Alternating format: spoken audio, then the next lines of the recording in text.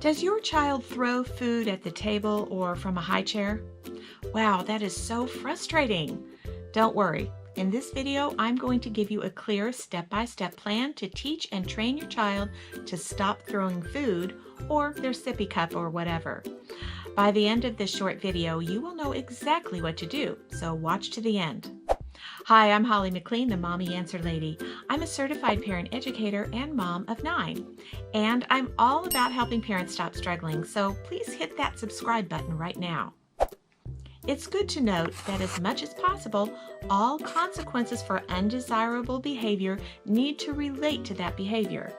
To apply that to throwing food, what is the child doing when they throw it?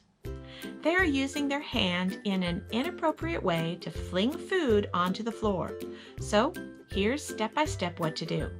Number 1, get ready for an opportunity. First, think of this behavior as an opportunity to teach and train your child to behave. Don't get angry.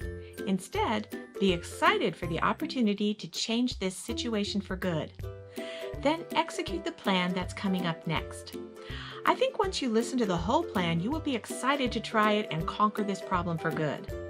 Number 2, address them with firmness. If they throw food, immediately go to them and get near their face with a very firm and calm demeanor. Look them in the eye, eyebrows down, low tone of voice, and say, "No throwing." Do not say anything else. Don't distract them with other words. Let them soak that in. This is important so they see and hear a difference immediately in your entire being. If they start to cry, that's okay. Continue. Number 3, put the item back in front of them. Get the item off the floor if possible.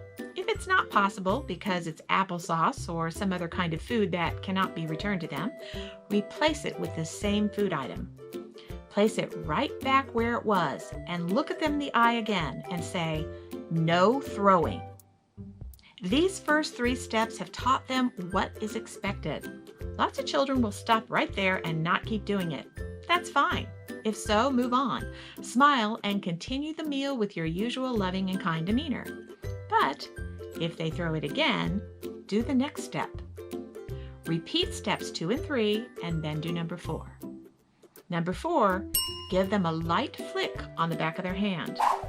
This step is only if you've made very clear your expectations and they have not complied. So you would address them again with firmness, close to their face, eyebrows down, low tone, "No throwing." Place the item back in front of them and give them a light flick on the back of the hand.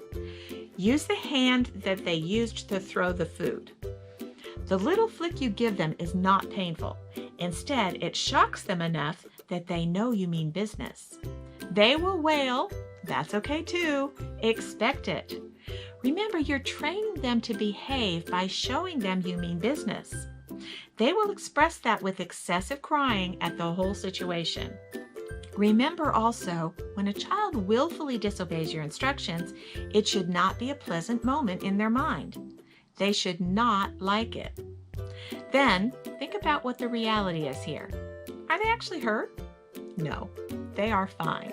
They are just shocked at your response and are beginning to recognize that you will not allow them to throw food anymore. Usually this ends it for good right there. But there are some very strong-willed children who will try it again and see if they can win this battle. If they do that, don't disappoint them. Repeat the entire plan again.